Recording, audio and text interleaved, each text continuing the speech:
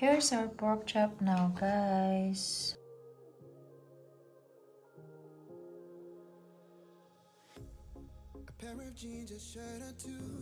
Hi guys, welcome back to our channel, and today we have another cooking session. So for tonight's dinner, we'll be having pork chop, but this time I'm gonna do it differently. So for our ingredients, we have our water. So it's 1 liter. I'm not sure because I don't have the measuring cup, guys. So I just put 2 full water in a mason jar, and then we have 1 tablespoon salt. I'm sorry again. We have 2 separate ingredients, 1 for the brine and 1 for the marinade. So I'm just gonna tell you everything about all the ingredients that we have. So we have the water, salt, supposedly peppercorn, but I don't have one, so I used black pepper, 6 cloves of garlic. So ganyan lang siya.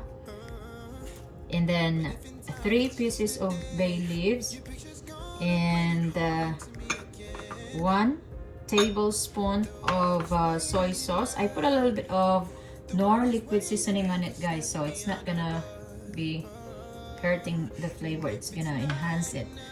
And then for our marinade, we have the 1 teaspoon salt. This is salt. Black pepper, 1 teaspoon also, 1 teaspoon of sugar, white sugar, and then paprika. And then we have the soy sauce, and we have the 1 tablespoon of cooking oil. So let's put it in here for now. Okay, so first thing first, before you start cooking, for the tip, guys, if you have a pork chop that has more fats in here, the technique so that the pork chop won't like squeeze when you fry it, and shows you like an awkward feature. You have to score the fat. What do you mean by that? If there's like fats in here, you have to cut a little bit here, a little bit here, and a little bit here. So parang spread out mo yung fats para pag when you fry the pork chop, it's the feature stays like this. It's not gonna be like crippled or something. That's the technique, guys. So what you're wondering why sometimes the skin is all over, so that's what you do, you score the fat. Okay, let's start with the brine. So we have the 1 liter of water, but I don't have it. I don't have it, so I'm just using 2 cups of this mason jar. So if you don't have one, guys, you can actually just calculate, as long as it will cover the whole pork that you have. And then we have salt,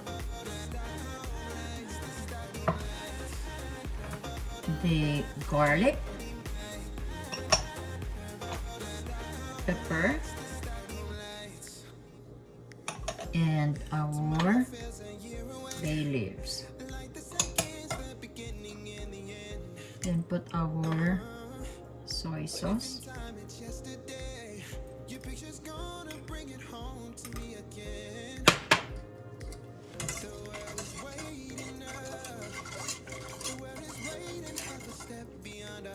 This just boil it for like 2 to 5 minutes.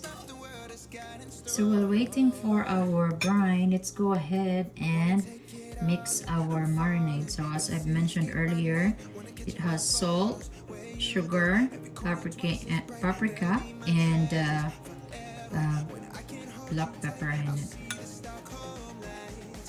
Just do this.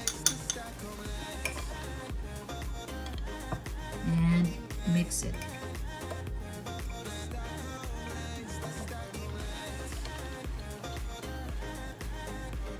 Alright, so we have our brine right now, guys, and I have to set it aside after boiling to make sure it's cool off. That's very important so that you won't like do a half cook of your meat. So we'll just pour it in here and then we'll cover it. There you go.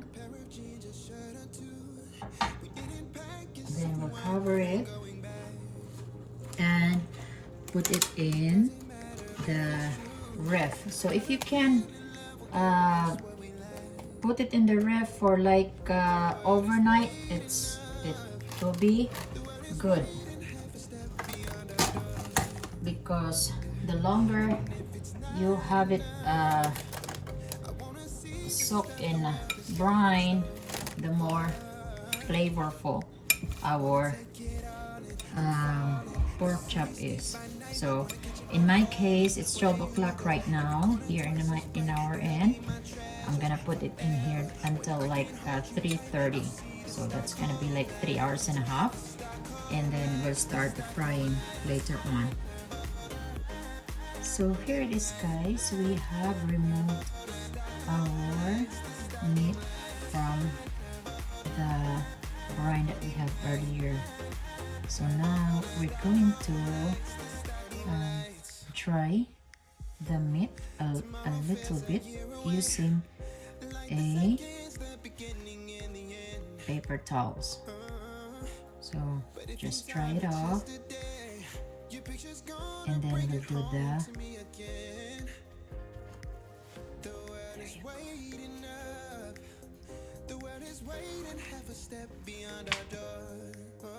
Okay, so we're done drying the meat. So now we're going to do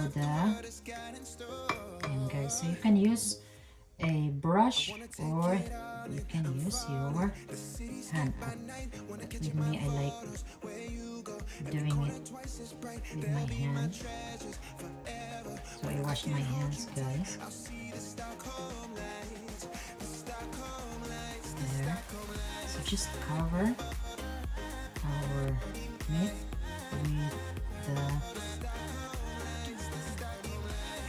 the base that we had earlier. Look at that.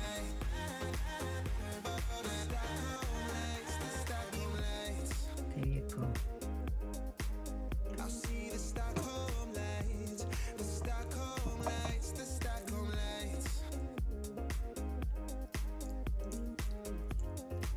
Nice. So just nicely, evenly rub the base on our meat. A pair of jeans, a shirt or two. We didn't pack as if we weren't going back. There you go, guys. Look at the color, it's very nice. Okay, so we're done basting or marinating our pork, our meat. So now I'm going to cover it again, and then we'll put it in the ref for another hour or two, or how many hours you may have. So that will be nice. And guys,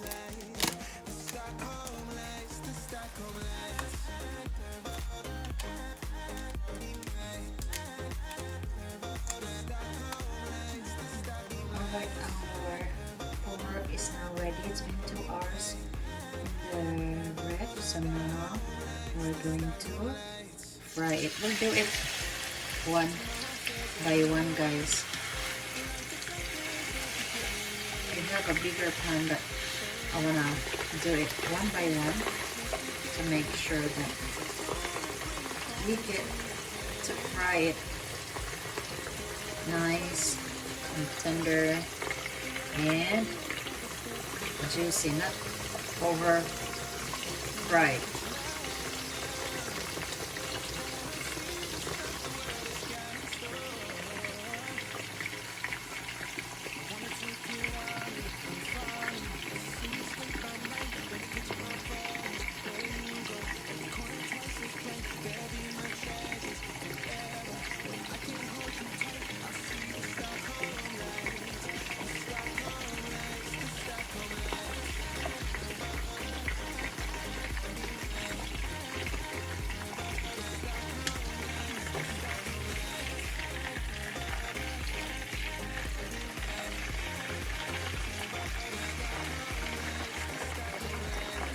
It's like a habit for me, guys, to like always turn it like every minute or two. I turn it. I don't know, but I just like doing it. But you can leave it for like 3 minutes or 4 minutes and check the sides. So once the edges is a little bit brown, that's when our pork chop is ready. So we don't need to like super duper over fry it because it's gonna get dry. So our purpose is to have a juicy and tender pork chop at the same time. So look at that, guys.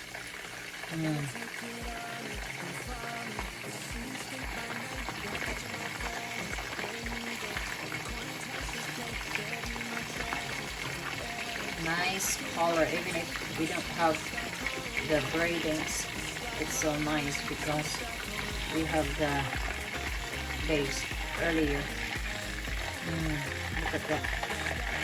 Just showing you guys. Here's our pork chop now, guys. So lovely. That's it, and thank you for watching.